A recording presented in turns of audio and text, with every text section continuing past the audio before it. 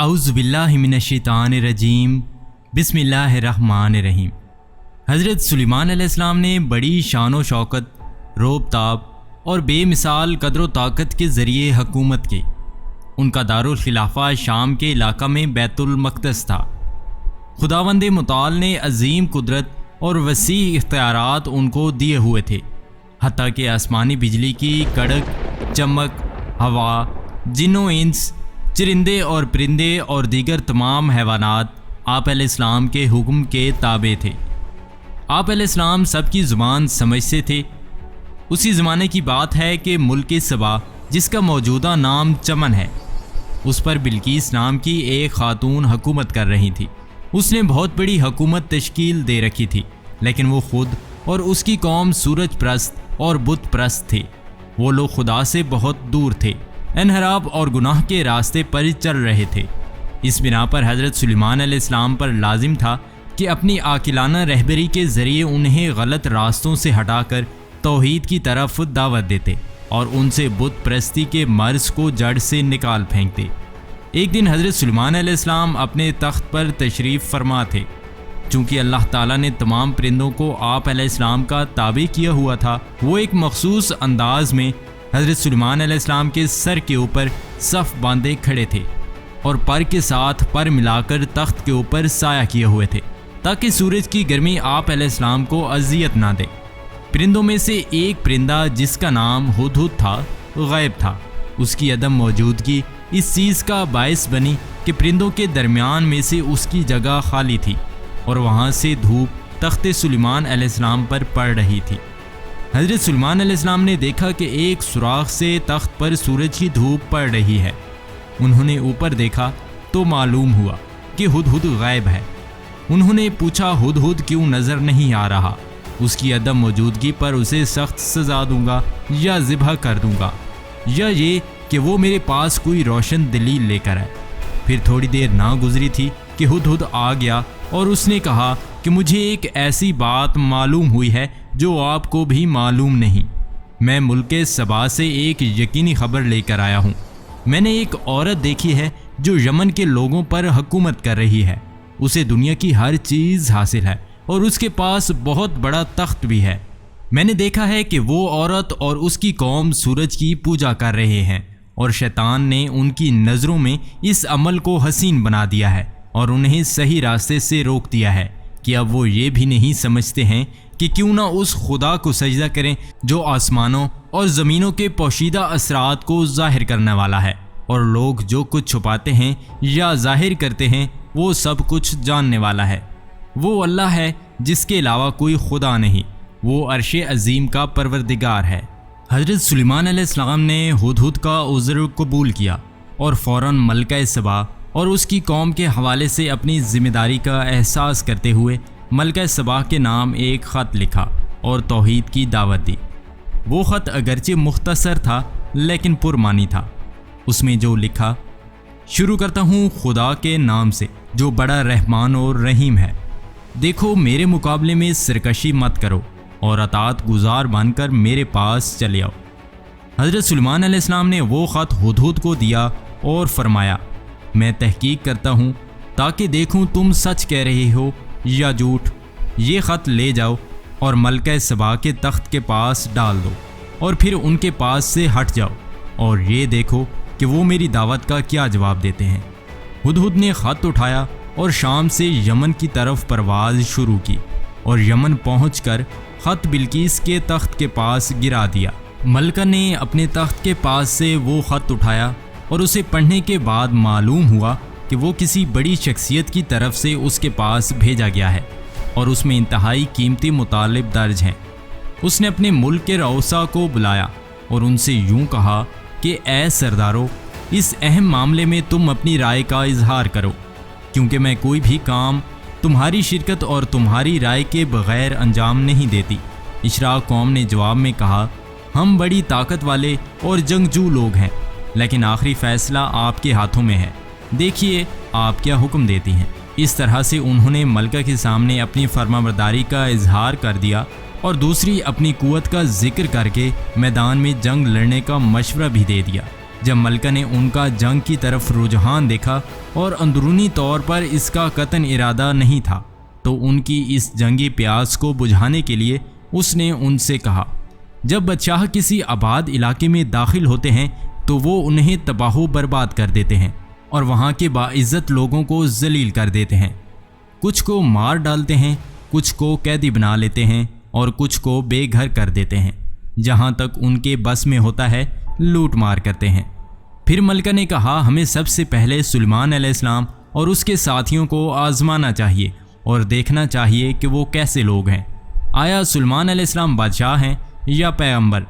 اس کام کے لیے ہمیں تحائف سے استفادہ کرنا چاہیے، لہٰذا میں ان کی طرف کچھ محفوظ تحائف بھیجتی ہوں، پھر دیکھوں گی کہ میرے قاصد ان کی طرف سے کیا خبر لاتے ہیں۔ بادشاہوں کو تو ان پہ تحائف سے بڑی محبت ہوتی ہے اور یہ عام طور پر ان کی سب سے بڑی کمزوری ہوتے ہیں، انہیں تحفے تحائف دے کر جھکایا جا سکتا ہے۔ ہم دیکھیں گے کہ اگر سلیمان علیہ السلام نے انہیں قبول کر لیا تو معلوم ہو جائے گا کہ وہ بادشاہ ہیں، اور ہم بھی ڈٹ کر ان کا مقابلہ کریں گے اور اپنی پوری طاقت استعمال کریں گے، کیونکہ ہم بہرحال طاقتور ہیں۔ اور اگر انہوں نے ان تحائف سے بے رخی کی اور اپنی باتوں پر ڈٹے رہے تو ہمیں سمجھ جانا چاہیے کہ وہ پیغمبر ہیں اور ہم ان کی قدر و طاقت کا مقابلہ نہیں کر سکتے، لہٰذا اس صورت میں مجبور ہیں کہ حق کے سامنے تسلیم ہو جائیں۔ ملکہ سبا نے جناب سلیمان علیہ السلام کے لیے کیا تحائف بھیجے، اس بارے میں قرآن نے تو کچھ نہیں کہا، البتہ مفسرین نے اس بارے میں بہت کچھ کہا ہے۔ ایک مشہور قول کے مطابق ملکہ بلقیس نے ایک انتہائی گراں قیمت گوہر ایک مخصوص ڈبے میں رکھا اور اپنے قاصدوں سے کہا کہ یہ گوہر سلیمان علیہ السلام کے پاس لے جا کر انہیں ہدیہ کر دیں۔ بلقیس کے ایرچی بیت المقدس میں جناب سلیمان علیہ السلام کی خدمت میں حاضر ہوئے اور ملکہ سبا کی طرف سے بھیجا ہوا ہدیہ ان کی خدمت میں پیش کیا۔ ان کا خیال یہ تھا کہ جناب سلیمان علیہ السلام جب یہ ہدیہ دیکھیں گے تو بہت خوش ہوں گے اور انہیں خوش آمدید کہیں گے، لیکن وہ لوگ جو ہی حضرت سلیمان علیہ السلام کے روبرو ہوئے تو انہوں نے ایک عجیب و غریب منظر دیکھا۔ حضرت سلیمان علیہ السلام نے ان لوگوں کا استقبال کرنے کی بجائے ان سے کہا، کیا تم لوگ اپنے مال و منال سے میری مدد کرنا چاہتے ہو، جبکہ دنیا کی ہر چیز میری نظروں میں ادنا ہے، اور جو کچھ اللہ تعالیٰ نے مجھے عنایت فرمایا ہے وہ اس سے کہیں زیادہ بہتر و افضل ہے۔ یہ مال و دنیا، مقام نبوت، علم اور ہدایت کے مقابلے میں کیا اہمیت اور قدر و قیمت رکھتا ہے؟ اور فرمایا، بس اللہ تعالیٰ نے جو کچھ مجھے عطا کیا ہے وہ تمہارے مال سے کہیں زیادہ بہتر ہے، جاؤ تم خود ہی اپنے ہدیے سے خوش رہو۔ یہ تم لوگ ہو جو دنیا کی ضرب پر ہدایات سے مروب ہو جاتے ہو، لیکن میری نگاہ میں ان کی کوئی قدر و قیمت نہیں ہے۔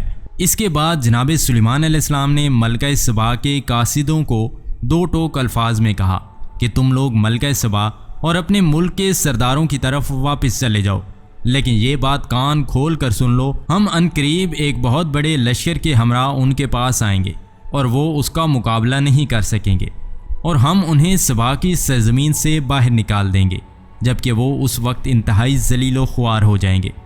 ملکہ سبا کا قاصد اپنے ہمراہیوں سمیت یمن واپس پلٹ گیا اور اس نے حضرت سلیمان علیہ السلام کے بلند و بالا مقام، ان کی فوج کی قوت و طاقت اور ہدیہ قبول نہ کرنے کے بارے میں ملکہ سبا کو مکمل گزارش دی۔